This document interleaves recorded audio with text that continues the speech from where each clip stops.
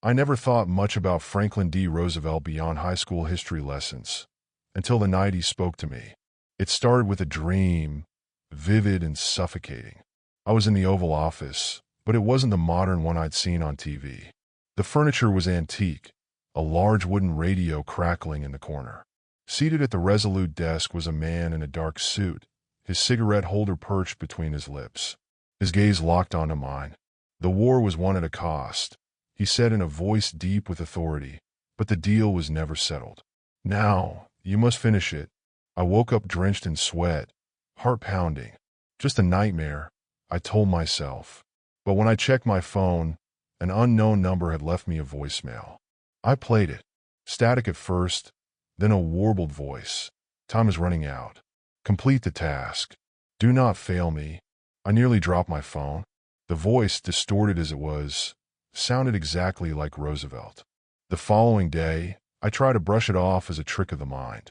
Work had always been my escape, drowning myself in reports and spreadsheets. But something had changed. The hum of fluorescent lights seemed harsher, my coworkers' voices distant and hollow. The world felt off. I guess I should explain a little about myself. Maybe then it'll make sense why this all felt so impossible. I wasn't the type of guy to be tangled in conspiracies or whispered warnings from beyond the grave. I was a nobody. Back in high school, I was just another screw-up. I wasn't dumb, but I hated school, hated studying, hated the idea of wasting my time on something I didn't care about. I spent most of my teenage years doing the bare minimum to pass and selling weed to the other slackers in my neighborhood. It wasn't anything big, just enough to keep my pockets lined and my nights interesting. I never thought about the future. College? A career? That was for people who had their lives together. Not me. But things change. People grow up. Eventually, I realized that small-time dealing wasn't going to get me anywhere, especially when half the guys I used to run with either got locked up or fell into worse habits. I needed stability, so I took the first steady job I could get, working as a clerk at the local post office. It wasn't much, but it was safe. Predictable. I spent my days sorting mail, chatting with old ladies sending birthday cards, and watching the clock tick down until I could go home and lose myself in cheap beer and old horror movies. A boring life, maybe, but at least I didn't have to look over my shoulder anymore. And then Roosevelt showed up in my dreams and ruined everything. Then came the first hallucination, or at least, that's what I wanted to believe. I was crossing the street to grab a coffee when I saw him. A man in a dark suit, standing perfectly still at the edge of the sidewalk. His features were shadowed beneath a tilted hat, but I could see the cigarette holder perched between his lips. My breath caught in my throat. I blinked, and he was gone. The sightings became more frequent. Reflections in windows that didn't match reality.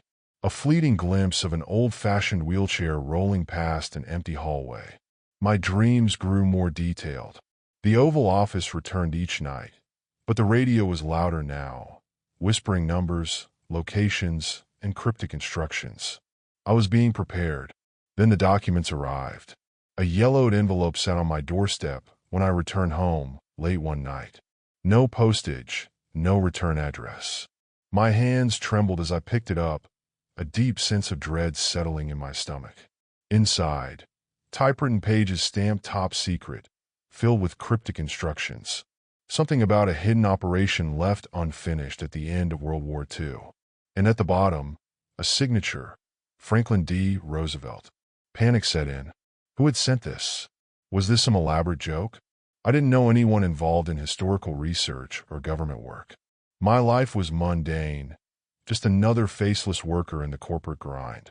I shoved the envelope in a drawer, locking it away. But my relief was short-lived. That night, my dreams were no longer confined to the Oval Office. I saw war. Bombs raining from the sky, bodies strewn across battlefields, men screaming in languages I didn't understand. And then, deep underground, a door. Massive, rusted, sealed with chains that pulsed like living veins. The whispers in my head turned into screams. Something was trapped behind that door. Something Roosevelt had bargained with. I woke up gasping, nails digging into my palms. My phone buzzed on my nightstand. Another voicemail. My heart clenched as I pressed play. You cannot ignore this. The time has come. The task must be completed. The voice was no longer distorted. It was clear now, confident, commanding. And this time, it wasn't just Roosevelt speaking. There was another voice, layered beneath his. Something ancient, something waiting. I wasn't just being contacted. I was being summoned. I tried to ignore it, tossed the envelope in a drawer, locked it away. But the world wouldn't let me forget. A stranger on the subway brushed past me, muttering, "He's watching. Don't keep him waiting." My laptop glitched, the screen flickering to reveal a single phrase, "Deliver the key." At first I resisted. I refused to play whatever sick game this was. But each time I ignored the warnings, something went wrong. The streetlights outside my apartment flickered and died as I walked beneath them. My front door was unlocked when I swore I'd bolted it shut. And the dreams became worse. I wasn't just in the Oval Office anymore. I was in the bunker. Concrete walls, damp and cracked with age. A narrow hallway stretching into suffocating darkness. And at the end of it, a door. The same rusted, chained-up door I had seen before, pulsing like a living thing. Only now, something was knocking from the other side. I woke up with my ears ringing, the echoes of that pounding still reverberating in my skull. My phone buzzed. Another voicemail. Time is slipping. If you don't act, others will suffer. Find the key. I didn't remember dressing or grabbing my car keys. One moment, I was shaking in bed. The next, I was driving, headlights cutting through the dark highway. The location had been listed in the documents. An abandoned government facility in the Midwest, a relic of World War II. The bunker was exactly where the file said it would be, hidden beneath overgrown foliage and forgotten by history. The front door had rusted, its hinges barely holding together.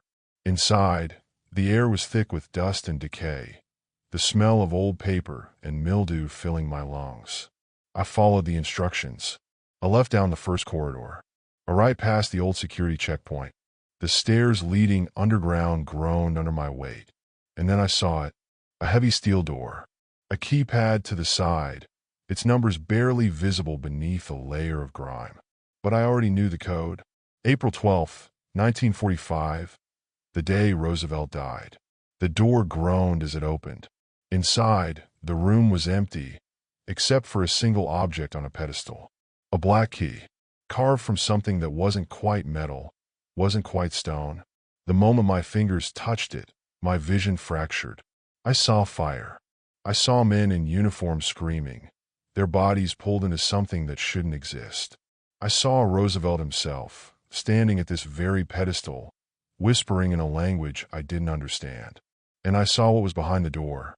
Something ancient, something alive. The visions ended abruptly, leaving me gasping on the cold floor. The radio on the desk crackled to life, though it had no power source. "Good," Roosevelt's voice said. "Now, finish it." The key pulsed in my palm, as if urging me forward. But forward where? What was I meant to do with it?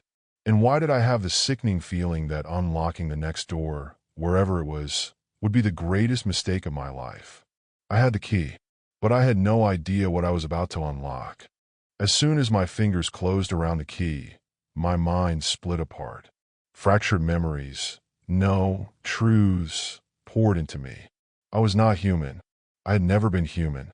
I saw the beginning of Earth, the way my kind had molded the first civilizations, the wars we had orchestrated, the leaders we had chosen, Roosevelt among them.